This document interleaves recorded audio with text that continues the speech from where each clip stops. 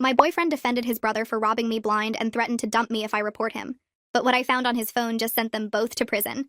My boyfriend Tyler's brother Jake had broken into my apartment while I was at work and stolen my laptop, my grandmother's ring, and $800 in cash I'd been saving for rent.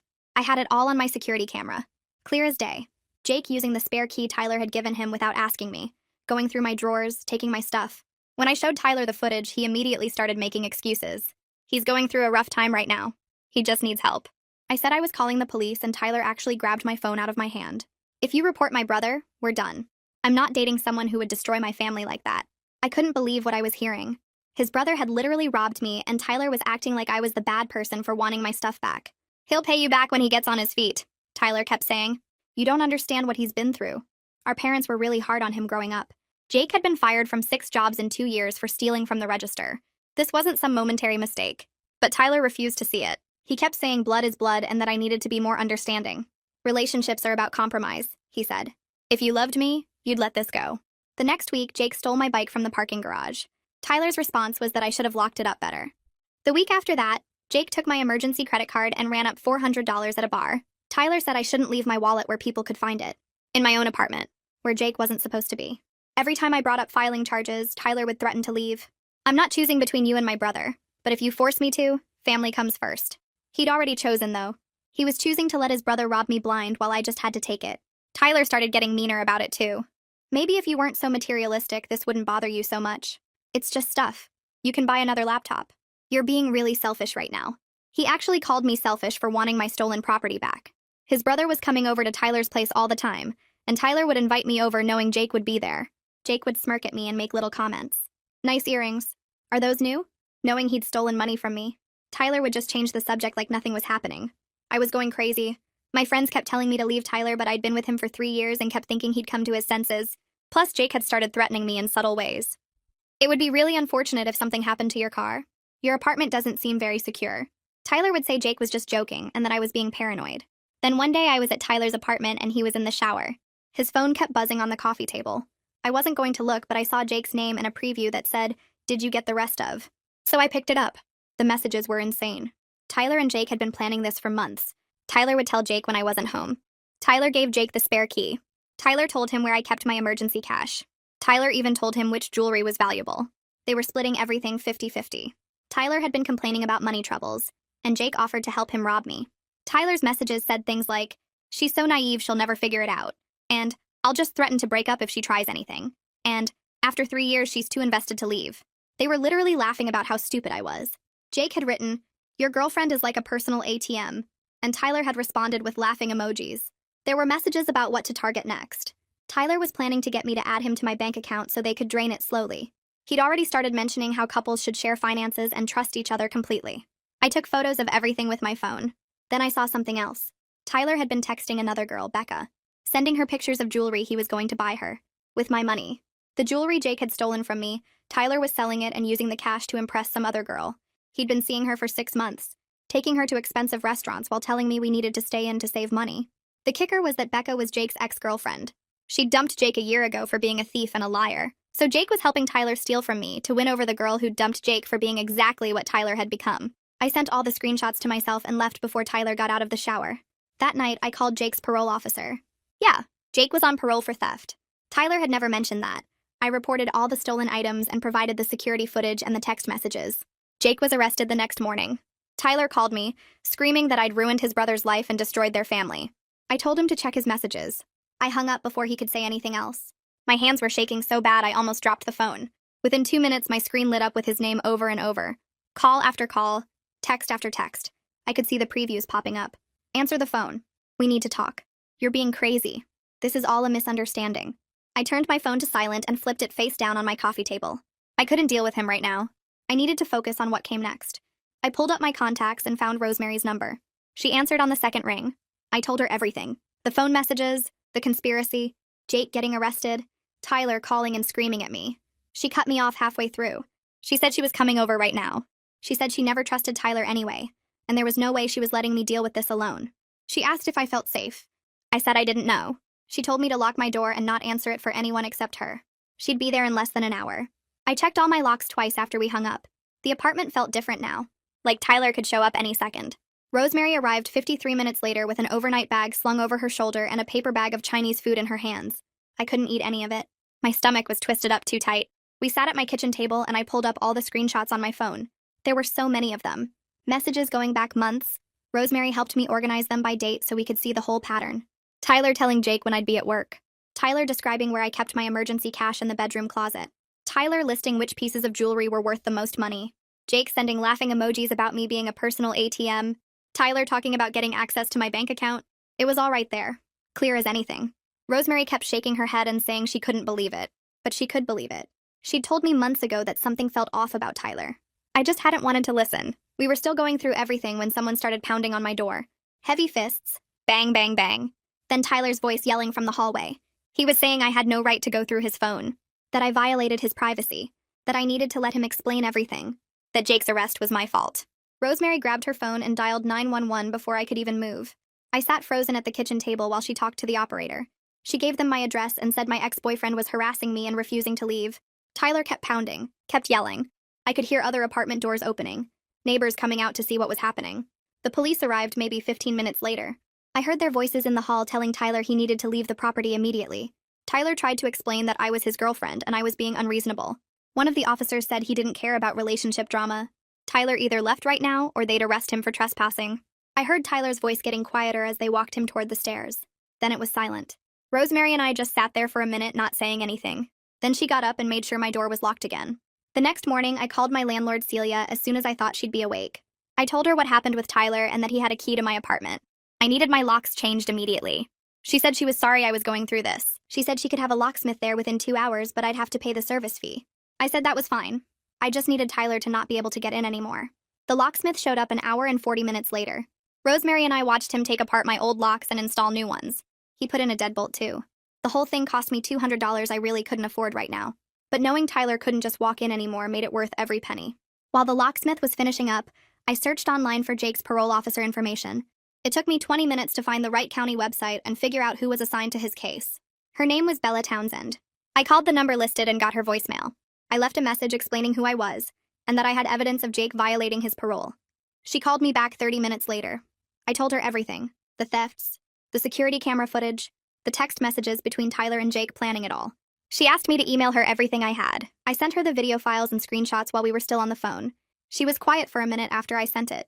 Then she said this was a clear parole violation. She was issuing a warrant for Jake's arrest immediately. She said Jake had already been on thin ice for missing his last 2 check-ins.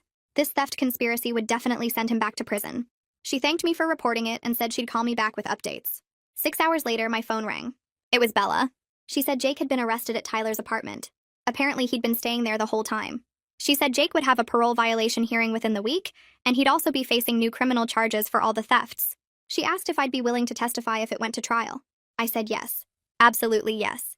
That same night, my phone started going crazy with texts from numbers I didn't recognize. The first one said it was Tyler and he was sorry and we needed to talk.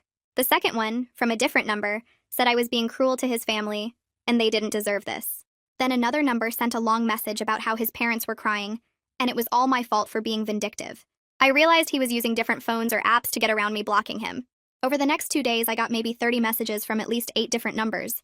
Some were apologetic and said he still loved me and we could work this out. Others were angry and blamed me for ruining his brother's life over material things. One message said his mom was having panic attacks because of what I did. Another said I was handling this the wrong way and destroying their whole family instead of dealing with it privately like adults. I screenshotted every single message as it came in. Then I forwarded them all to Bella with a note explaining that Tyler was harassing me from multiple numbers. She called me back within an hour and said this was witness intimidation, and she was documenting everything for the prosecutor. She told me to stop responding completely and just keep collecting evidence. She said the legal system would handle Tyler and I didn't need to engage with him at all. I felt relieved hearing that because part of me wanted to text back and tell him exactly what I thought of him. But I followed her advice and didn't respond to any of it. 3 days after Jake's arrest, I got a call from a detective named Victor Maynard.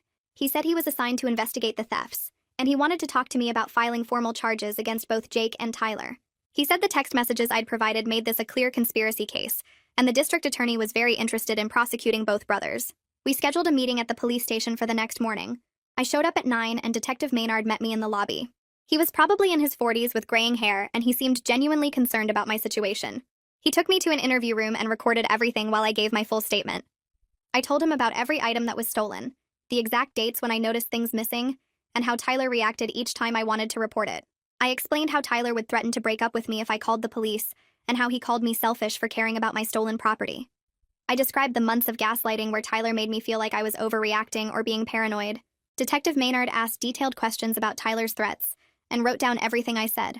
When I finished talking, he looked genuinely angry on my behalf. He said what Tyler did was psychological abuse on top of the theft conspiracy, and he was going to make sure both brothers faced real consequences. He told me they were building a case for conspiracy to commit theft, criminal trespass, and possibly identity theft for the credit card fraud. He said Tyler's text messages, where he admitted to planning everything and called me naive, made the prosecution's job much easier. He said those messages showed clear intent and premeditation. 2 days later, Detective Maynard called me and said Tyler had been arrested at his workplace that morning. He was charged as an accomplice to all of Jake's crimes, plus additional charges for the conspiracy. I felt this weird mix of vindication and anxiety when I heard that. Part of me was glad Tyler was finally facing consequences, but another part worried about what he might do next, since he was clearly unstable and vindictive. That same afternoon, my phone started ringing with calls from numbers I didn't recognize. I let them go to voicemail and discovered they were from Tyler's parents.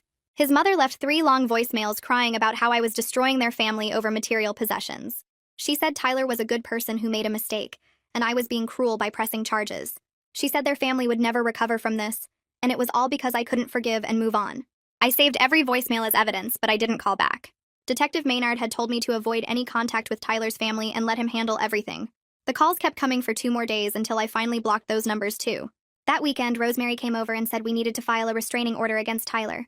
She'd been keeping track of his harassment, and she said he'd driven past my apartment building 3 times the night before. She'd been staying with me on and off since everything started, and she'd seen his car go by slowly each time.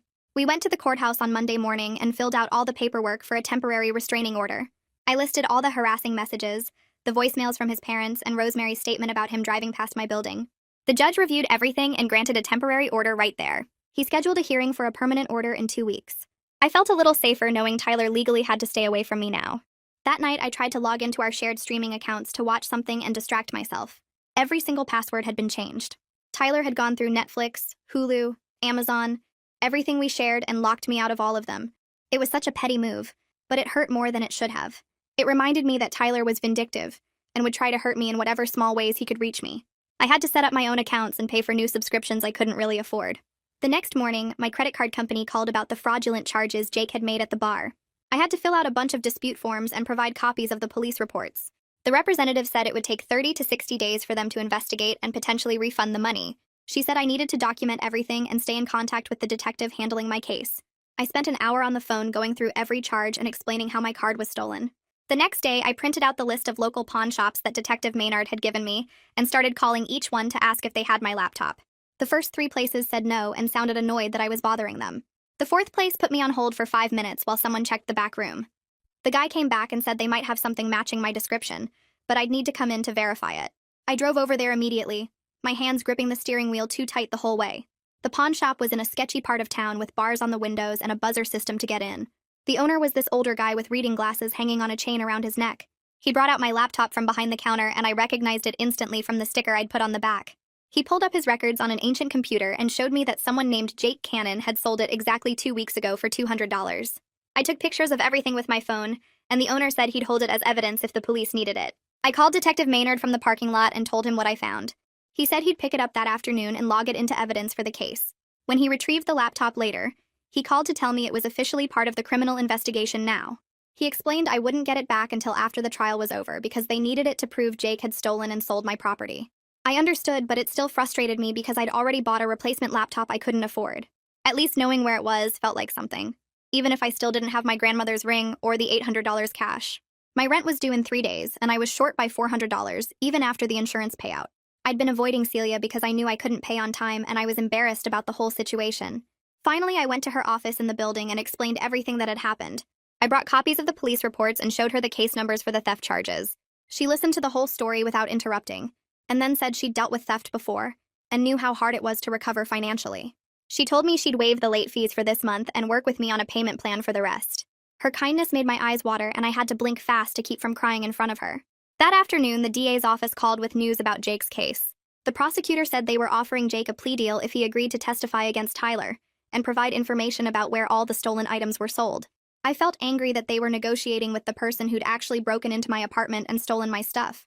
The prosecutor explained that Jake's testimony would guarantee Tyler's conviction because Jake could describe exactly how Tyler had planned everything. Without Jake's cooperation, they'd have to rely more heavily on the text messages and circumstantial evidence. I didn't like it, but I understood they were trying to make sure Tyler faced consequences too.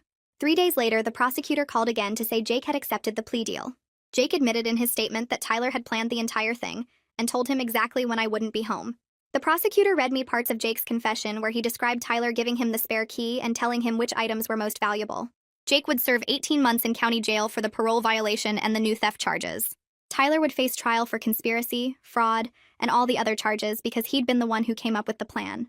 The next morning, I had to tell my boss what was going on because I kept spacing out at work, and I'd need time off for court appearances.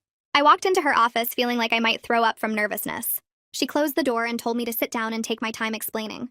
I went through the whole story about Tyler and Jake and the thefts and the upcoming trial. She surprised me by being completely supportive and saying she'd work with me on the scheduling for court dates. Then she told me she'd gone through something similar with an ex years ago, and she understood how hard it was to focus on work when your personal life was falling apart. A week later, Detective Maynard called to say Tyler's lawyer had contacted him trying to negotiate a plea deal. The DA had refused because Tyler was the mastermind who'd shown no remorse for what he'd done. They wanted to take this case to trial to send a message about relationship manipulation and financial abuse. The prosecutor felt strongly that Tyler's case could help other victims recognize similar patterns of control and theft. The restraining order hearing happened on a Tuesday morning, and I had to take half a day off work. Tyler showed up with a lawyer who argued I was being dramatic about a normal relationship dispute.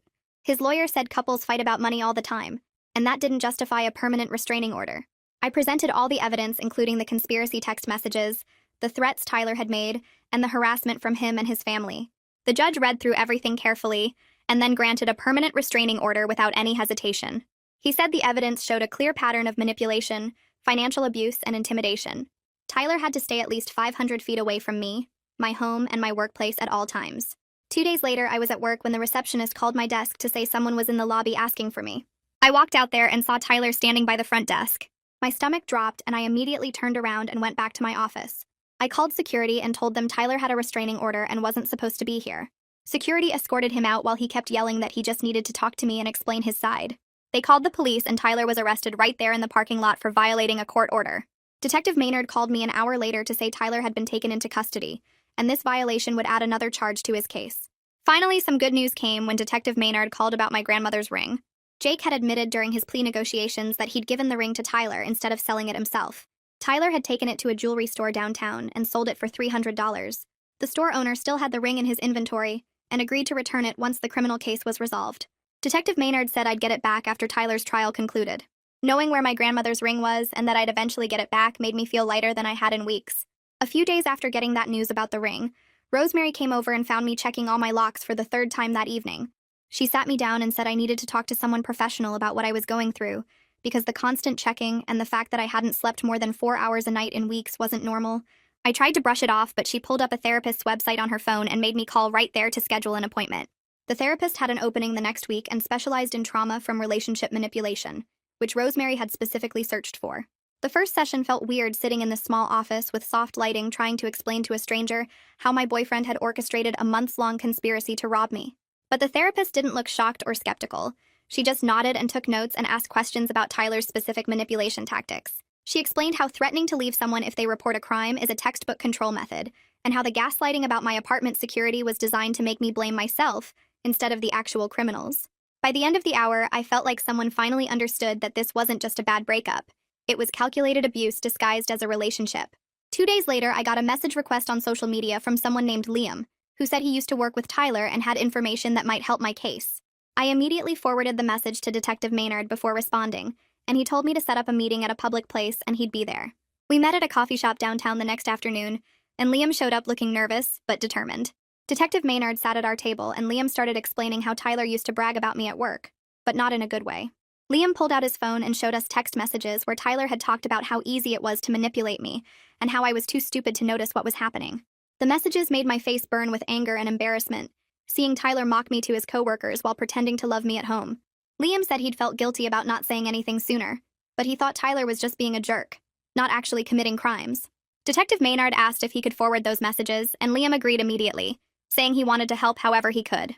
The messages Liam provided were even more detailed than the ones I'd found on Tyler's phone, including one where Tyler explicitly discussed his plan to convince me to add him to my bank account and then drain it slowly over several months before breaking up with me. Detective Maynard added everything to the evidence file and later called to say the DA was thrilled because it demonstrated clear premeditation and would make their case significantly stronger. Around the same time, Detective Maynard interviewed Becca and discovered she'd had no idea Tyler had a girlfriend the entire time they were seeing each other. She was horrified when Detective Maynard showed her photos of me and Tyler together from social media, some of which were taken on the same days Tyler had taken her to expensive restaurants. Becca provided receipts showing Tyler had spent over $1,500 on her during their 6 months together, money that came directly from selling my stolen property. She agreed to testify about the gifts and dinners, which would help prove Tyler had personally benefited from the thefts instead of just helping his brother. I ran into Becca in the courthouse hallway a few weeks later during a preliminary hearing, and she came over to apologize for her part in everything, even though she hadn't known. I told her it wasn't her fault, and that Tyler had lied to both of us. But I was too exhausted to have a long conversation about his manipulation tactics, so I kept it brief and polite. Small pieces of good news started trickling in after months of nothing but stress and loss. My insurance company finally finished processing my claim and agreed to reimburse me $1,200 for the laptop and other stolen items, minus my $500 deductible. It wasn't everything I'd lost, but getting that check helped me catch up on bills I'd been struggling with and start rebuilding my emergency fund from zero. A week after that, the credit card company concluded their fraud investigation and refunded the full $400 Jake had charged at the bar. Plus, they issued me a new card with enhanced security features and fraud monitoring. These small victories helped me feel less completely violated, like I was slowly taking back control of my finances and my life. The DA's office called to tell me Tyler's trial date had been set for 6 weeks away, and I needed to come in to prepare my testimony. Requested Reds is on Spotify now. Check out link in the description or comments. I met with the DA in her office and she walked me through what to expect, explaining that Tyler's defense lawyer would try to make the whole thing look like a normal relationship dispute about money instead of calculated theft and manipulation. She showed me the kinds of questions they'd ask, trying to suggest I was being vindictive about the affair or exaggerating Tyler's threats because I was angry about the breakup. The DA coached me to stay calm and factual, to focus on the timeline of events and the evidence rather than getting emotional about the betrayal. Over the next week, I practiced my testimony with both the DA and Rosemary, going over every detail of the thefts, Tyler's threats when I wanted to report them, and the moment I discovered the conspiracy texts on his phone. The DA kept emphasizing that I needed to be clear and specific about dates and amounts, and that my calm presentation would be more effective with the jury than crying or showing anger. Rosemary played the role of the defense attorney, and asked me harsh questions about why I stayed with Tyler if he was so terrible, trying to prepare me for the actual cross-examination. The DA said I was a strong witness and that my ability to present facts without breaking down would make me credible to the jury. 2 weeks before trial, Tyler's lawyer made one final attempt at a plea deal, where Tyler would plead guilty to reduced charges and serve only 1 year in county jail, instead of facing multiple felonies at trial. The DA called to ask my opinion on whether she should accept it, and I told her absolutely not, because Tyler deserved to face full consequences for what he'd planned and done. I wanted a jury to hear everything about the conspiracy, the manipulation, the threats, and the complete lack of remorse he'd shown even after getting caught. The DA agreed and rejected the plea offer, telling Tyler's lawyer we'd see them in court. 3 days after I turned down the plea deal, Detective Maynard called with news that made my stomach drop. Tyler had tried to log into my bank account online using old passwords from when we were dating. The bank's fraud system caught it and blocked him automatically, then sent me an alert and filed a report with the police. Detective Maynard sounded almost excited when he told me this gave the DA another charge to add for attempted identity theft. Tyler was out on bail and still trying to steal from me even after getting arrested. The DA added the new charge to the case that same afternoon. A week later, I was making dinner in my apartment when my buzzer rang around 7 in the evening. I wasn't expecting anyone and almost didn't answer, but then Celia's voice came through telling me to stay inside and lock my door. I looked out my window and saw Tyler's parents in the parking lot arguing with Celia near the building entrance. His mom was crying and his dad kept pointing up toward my floor. Celia stood between them and the door with her arms crossed, and I could hear her voice carrying up even though I couldn't make out the words. Tyler's parents wouldn't leave even after Celia told them they were on private property and needed to go. His mom kept trying to get past Celia to reach the building entrance. Celia pulled out her phone and called the police right there in front of them. 2 officers showed up 15 minutes later and gave Tyler's parents official trespassing warnings that went on their record. I watched from my window as the officers took down their information and explained they couldn't come back to the property. Tyler's dad was red in the face and yelling something I couldn't hear. His mom kept looking up at my window with tears running down her face. After they finally left, Celia came up to my apartment to check on me. She said Tyler's parents had been demanding to know my apartment number and insisting they just wanted to talk to me about dropping the charges. Celia refused to give them any information and told them they had no right to harass me on property she managed. She updated the building security instructions to include photos of Tyler and his parents, with notes that they weren't allowed on the premises. 2 weeks later, the preliminary hearing happened at the county courthouse. I had to sit in a small courtroom and tell a judge about everything Tyler and Jake had stolen while Tyler sat 20 feet away with his lawyer. Tyler stared at me the whole time with this look that made my skin crawl. His lawyer was this older guy in an expensive suit who kept trying to make me seem like I was being dramatic. He asked why I stayed with Tyler for 3 years if he was so terrible to me. I explained the cycle of manipulation and gaslighting as calmly as I could, using the exact words my therapist had taught me. The lawyer suggested I was just angry about Tyler seeing someone else and exaggerating everything to get revenge. I told him about the text messages where Tyler admitted planning the thefts and called me naive. The DA showed the judge printed copies of those messages, and Tyler's lawyer got quiet after that. The judge reviewed all the evidence, including the security footage, text messages, Jake's testimony, and the bank fraud attempt. He said there was more than enough evidence to proceed to trial on all charges, including conspiracy to commit theft, fraud, criminal trespass, witness intimidation, and attempted identity theft. Tyler's bail got increased from $10,000 to $25,000, and he had to surrender his passport to the court. His parents had to put up their house to make the new bail amount. Tyler's face went completely white when the judge announced the passport thing. A few days after the hearing, Detective Maynard called to say I could pick up my laptop from the evidence room since they'd made copies of everything they needed. I drove to the police station and signed about 6 different forms to get it back. Holding my laptop again felt weird after buying a replacement and getting used to the new one. I took it home and wiped the hard drive completely, reinstalling the operating system from scratch. I didn't want any trace of the investigation or Tyler's presence on it. The whole process took 3 hours, but I felt better knowing it was totally clean. That weekend, Rosemary came over to help me go through my apartment and remove everything that reminded me of Tyler. We filled 3 cardboard boxes with stuff he'd given me, photos of us together, and random items that just made me think of him. A coffee mug he always used, a blanket we'd bought together, concert tickets stuck to my fridge. Rosemary didn't ask questions about any of it, just helped me pack everything up. We drove to a donation center and dropped off 2 boxes, then threw the 3rd box in a dumpster behind her apartment building. Getting rid of all that stuff felt good in a way I hadn't expected. My apartment looked emptier, but it felt more like mine again. My therapy appointments continued every week, and we spent a lot of time talking about the red flags I'd missed with Tyler. My therapist helped me see that his manipulation wasn't something I should have magically detected. She explained that people like Tyler are good at what they do, and that being trusting doesn't make me stupid. Tyler's actions showed his character, not my worth as a person. We made lists of warning signs to watch for in future relationships. Things like someone trying to isolate me from friends, making me doubt my own memory, or getting angry when I set boundaries. The week before the trial was supposed to start, I drove out to the cemetery where my grandmother was buried. I sat on the grass next to her headstone and told her everything that had happened with her ring. How Tyler and Jake had stolen it and sold it, how the police had recovered it and I'd get it back after the trial. I promised her I'd keep it safe this time and never let anyone I was dating have access to my apartment unsupervised. Talking to her gravestone probably seemed crazy, but it made me feel less alone in the whole mess. 3 days before trial, Tyler's lawyer filed one more motion trying to get the case thrown out. He argued that the text messages shouldn't be allowed as evidence because I'd taken them without Tyler's permission. The DA called me worried that the judge might actually consider it. We had to go back to court for another hearing where the judge would decide. Tyler's lawyer stood up and gave this long speech about privacy rights and illegal searches. The DA argued that I had legitimate access to Tyler's phone when I found the messages. I'd been an invited guest in his apartment, and his phone was sitting on the coffee table in plain view.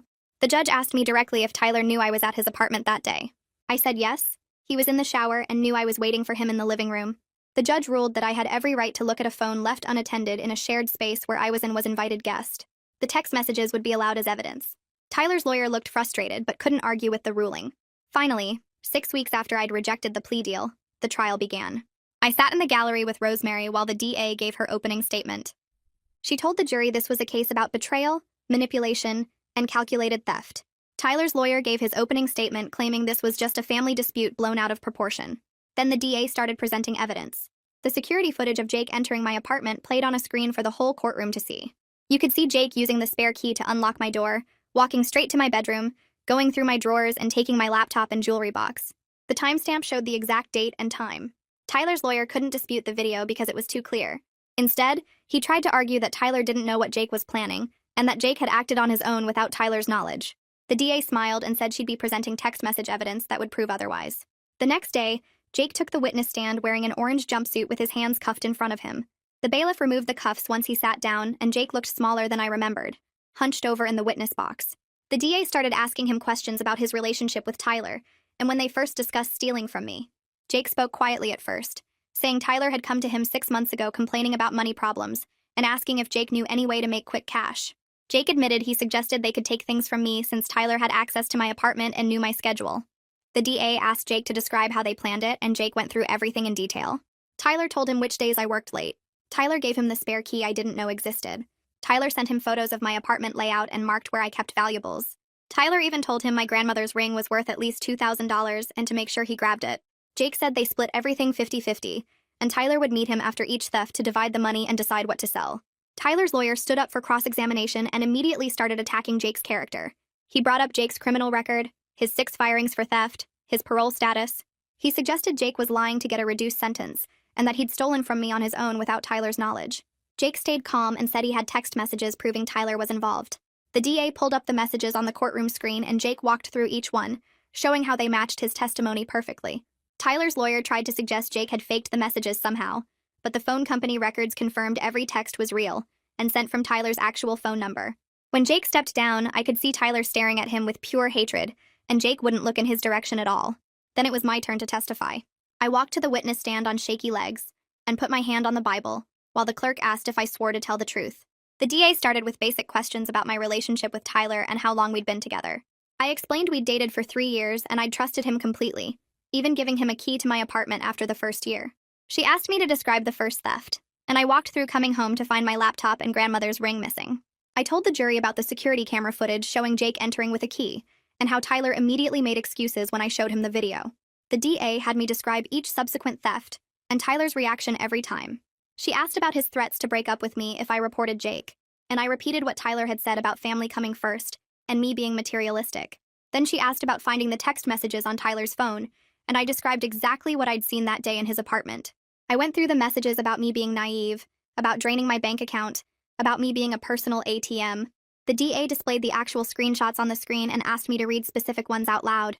My voice shook reading Tyler call me stupid and laugh about manipulating me. The DA asked how I felt discovering Tyler had been seeing another woman with money from my stolen property, and I said it made me realize the entire relationship had been fake from the start. Tyler's lawyer took over for cross-examination, and his first question was whether I was angry about Tyler's affair. I said yes, of course I was angry. He suggested I was exaggerating the theft conspiracy to get revenge on Tyler for cheating. I stayed calm and said the text messages spoke for themselves and I hadn't written those. He asked why I'd stayed with Tyler if he was so terrible, implying I was making things up now. I explained how manipulation works, how Tyler had gradually isolated me and made me doubt my own judgment. The lawyer kept pushing, asking if I'd ever given Tyler permission to take things from my apartment. I said no, never, and he had no right to give Jake a key without asking me. He asked if maybe I'd misunderstood Tyler's text messages and taken them out of context. I looked directly at the jury and said there was no context where laughing about your girlfriend being a personal ATM was acceptable. The lawyer tried a few more questions, but I didn't get flustered, just kept referring back to the evidence. After 3 hours of testimony, the judge finally let me step down, and I walked back to sit with Rosemary, my legs barely holding me up.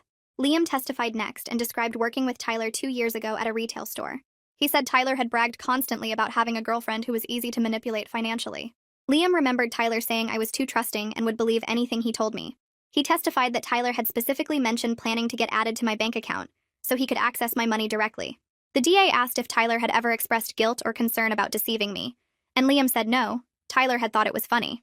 Then Becca took the stand and confirmed she'd dated Tyler for 6 months without knowing he had a girlfriend. She provided receipts showing Tyler had spent over $1,500 taking her to expensive restaurants and buying her jewelry. The DA showed her photos of items Jake had stolen from me, and Becca identified 2 necklaces Tyler had given her as gifts.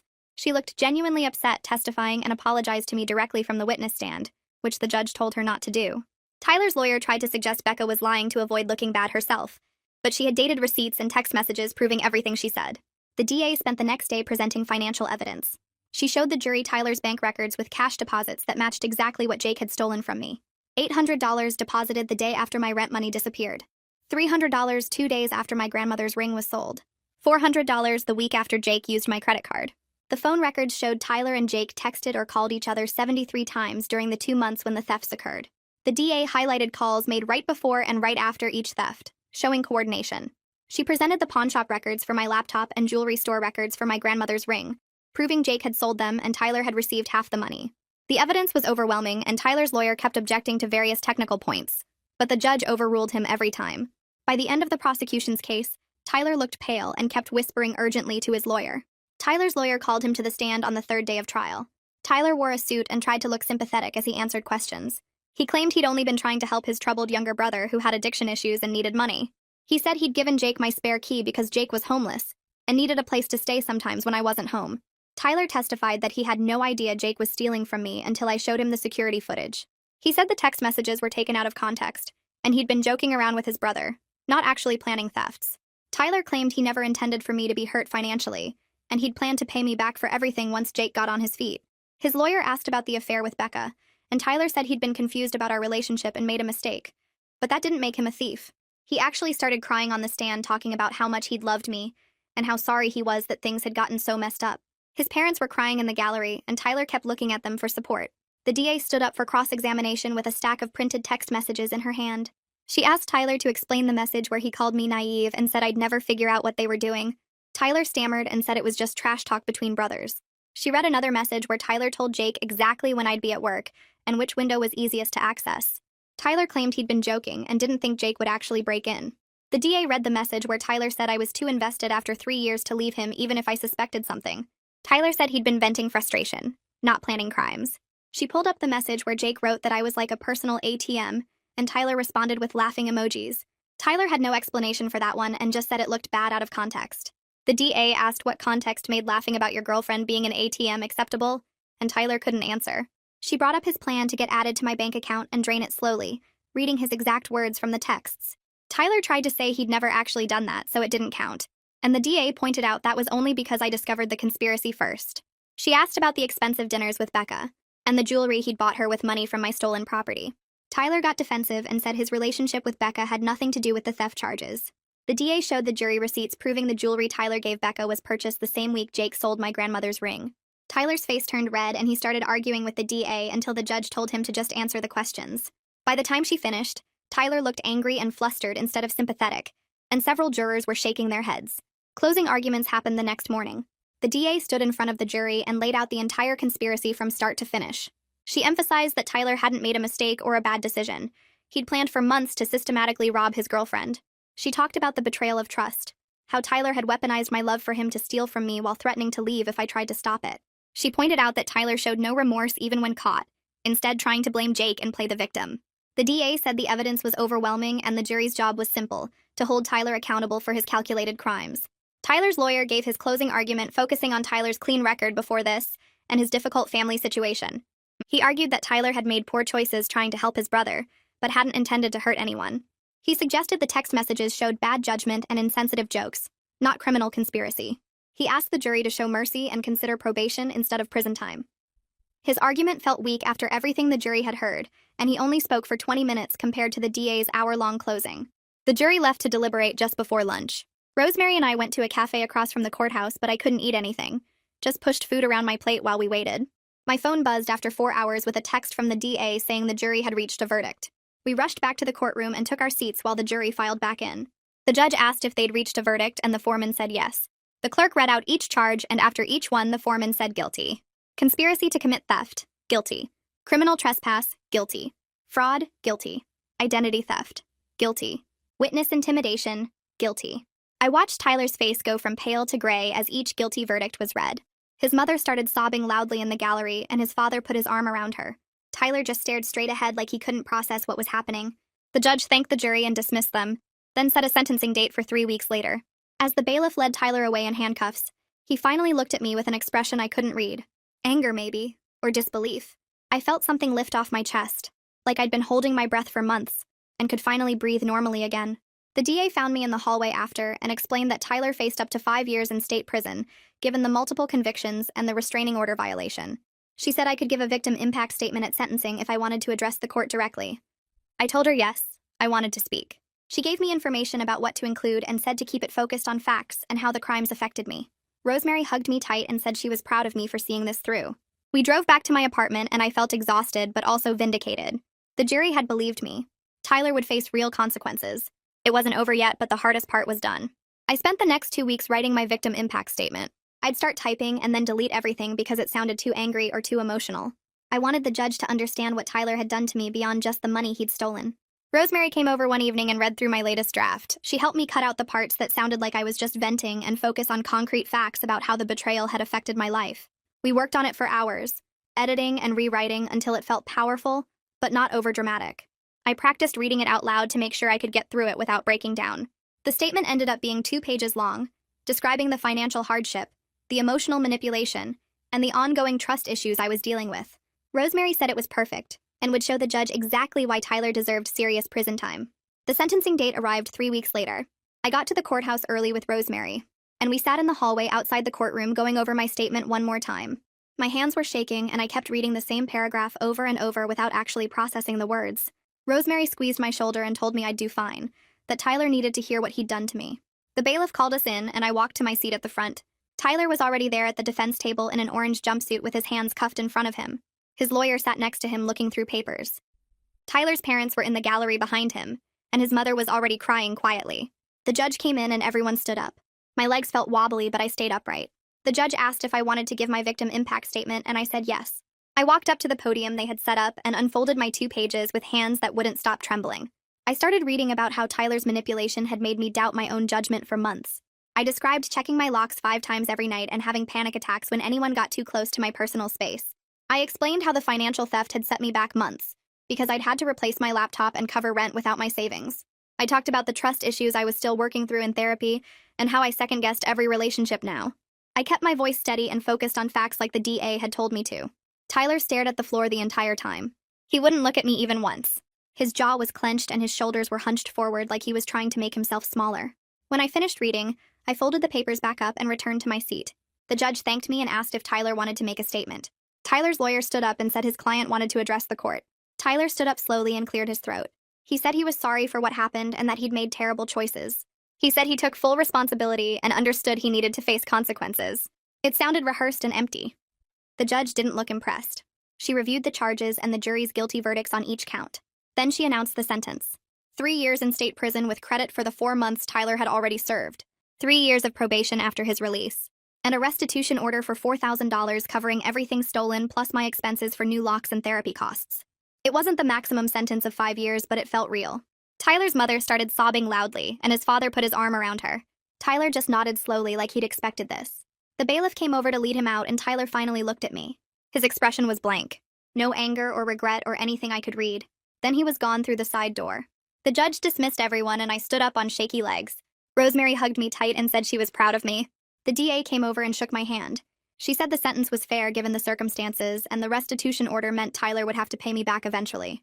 Detective Maynard appeared next to us and asked me to wait a moment. He went to talk to someone at the evidence desk and came back holding a small plastic bag. He opened it and pulled out my grandmother's ring. They'd recovered it from the jewelry store where Tyler had sold it. Detective Maynard handed it to me, and I just started crying. I'd thought I might never see it again. The ring was a little scratched, but still intact with the small diamond my grandfather had saved up for. I put it on my finger immediately and couldn't stop looking at it. This one piece of my grandmother was back where it belonged. Rosemary and I headed for the courthouse exit, and I was still crying a little.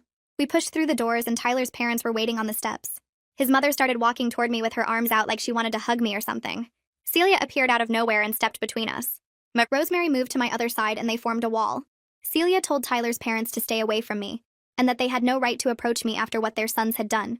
Tyler's father started saying something about forgiveness and family, but Detective Maynard came out behind us. He told them to leave me alone and said the case was concluded, so there should be no more contact. He walked me to my car with Rosemary and Celia on either side. Detective Maynard said Tyler's family couldn't legally contact me now, and if they tried, I should call him immediately. I thanked him for everything and got in my car. Back at my apartment, the DA called to explain the restitution order. She said Tyler was required to pay me back the $4,000, but collecting from someone in prison would be difficult. Most inmates made pennies per hour at prison jobs, and it could take years for me to see any money. She told me not to expect payments anytime soon, and to focus on moving forward. I said I understood. The conviction itself felt like enough proof that I'd been right to report him. The money would be nice, but knowing Tyler faced real consequences mattered more. That evening, I sat down with my phone and started the process of changing my number. I went through every account and updated my contact information. I changed my email address too, creating a completely new one that Tyler and his family couldn't possibly know. It took 3 hours to update everything. Rosemary got my new number first, then my other close friends. I felt safer knowing Tyler wouldn't be able to reach me when he eventually got released in 3 years. No calls, no texts, no emails. He'd be completely cut off from me. My therapy appointment was 2 days later, and I told my therapist about the sentencing and getting my grandmother's ring back. We worked through how I was feeling about everything being over. She helped me see that I was actually stronger now than before all this happened. I'd learned to trust my gut when something felt wrong. I'd learned to set hard boundaries and stick to them even when someone tried to make me feel guilty. I'd learned that my well-being had to come first before trying to save relationships that hurt me. The trust issues were still there, but I was working on them. 3 months after Tyler's sentencing, my life had settled into a better routine. The insurance money had come through and I was getting steady paychecks from work. I'd rebuilt my emergency fund to $500 and I was adding to it every paycheck. I wanted to be more financially secure than I'd been before. I wanted enough savings that if something bad happened again, I wouldn't be completely helpless. I'd also started being more careful about who I let into my life and my space. Rosemary suggested we take a weekend trip to the beach to celebrate the case being over. We drove down on a Friday after work and checked into a cheap motel near the water. Saturday, we spent the whole day on the beach doing nothing. We talked about work and her dating life and movies we wanted to see. We didn't talk about Tyler at all. It was the first time in months I'd felt actually relaxed. My shoulders weren't tense and I wasn't constantly checking my phone. I realized I was thinking about Tyler less and less. I was focusing on my own future instead of replaying everything that had happened. 6 months after the trial, my boss called me into her office and I thought I was in trouble for something. Instead, she told me I was getting promoted to senior associate. She said I'd shown incredible strength and dedication despite everything I'd been going through. She'd noticed how I kept showing up and doing good work even when my personal life was falling apart. The promotion came with a raise that would help me feel more financially stable. I wouldn't be as vulnerable to someone trying to manipulate or use me for money again. I called Rosemary from my car and told her about the promotion, and we screamed together over the phone. Things were actually getting better.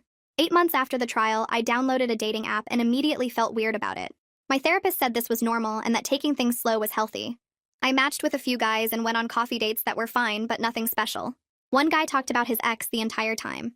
Another one kept checking his phone. I noticed these things right away now, instead of making excuses for them. My therapist called this recognizing green flags versus ignoring red flags, and she said I was making real progress in trusting my judgment. I went on a date with someone who actually asked questions about my life and seemed genuinely interested in my answers. He paid for his own coffee without making a big deal about it. He didn't push for a second date immediately, but said he'd like to see me again if I was interested. These small things felt huge because they showed respect and consideration. I told my therapist about it and she smiled and said I was learning what healthy looked like. I was still cautious and I wasn't rushing into anything, but I felt hopeful for the first time in forever. A year after everything happened with Tyler, I'm sitting in my apartment that I can actually afford thanks to my promotion. The rent is manageable and I've decorated it the way I want without anyone criticizing my choices. My emergency fund has $1,500 in it now and I add to it every month. Rosemary comes over twice a week and we cook dinner and watch movies.